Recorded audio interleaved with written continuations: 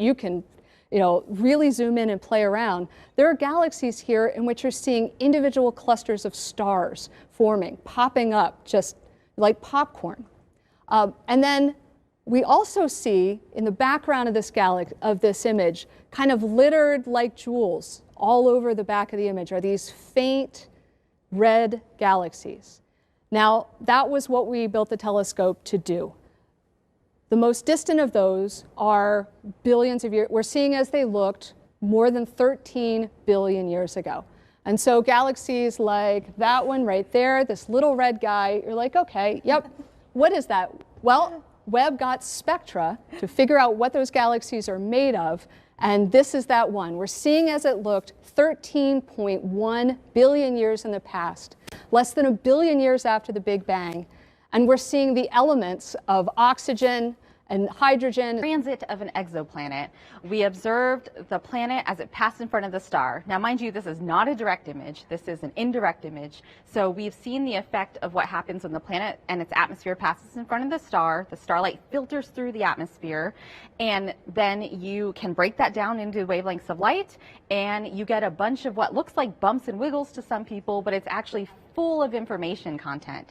So you're actually seeing bumps and wiggles that indicate the presence of water vapor in the atmosphere of this exoplanet. And then as we go into the center, we see kind of the surprise for, us, which is, we knew this was a binary star, but we effectively didn't really see much of the actual star that produced the nebula. But now in MIRI, this star glows red because it has dust around it. So in MIRI, we got to see both stars very clearly. Yeah, you can't see it in the first image really, but there's two stars there. This is a closer galaxy in the foreground, and these four are at a distance of about 300 million light years from us, and they're locked in a close interaction, a sort of cosmic dance driven by the gravitational force. You can see here these two in a process of merging within each other. This is a very important image, an area to study, because it really shows the type of interaction that drives the evolution of galaxies. That's the mechanism of galaxies' growth. Honestly, it took me a while to even figure out what to call out in this image. There's just so much going on here. It's so beautiful. One thing that really stands out to me is you sort of get this sense of depth and texture from this new data. There's a lot going on. To call out a few specifics, first of all, in general, the Carina Nebula is a nearby star-forming region within our own Milky Way galaxy, about 7,600 light years away.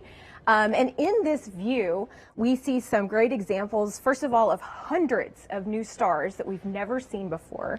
We see examples of bubbles and cavities and jets that are being blown out by these newborn stars. We even see some galaxies sort of lurking in the background up here. Even the most enthusiastic space fans only get to see dramatic moments in its life cycle, the news and images that come out in updates and press releases. But that doesn't really give you the sense of the huge effort that goes on behind the scenes every day. The plans, schedules, and organization to keep everything moving forward really happens, for the most part, out of people's gaze. Webb started as an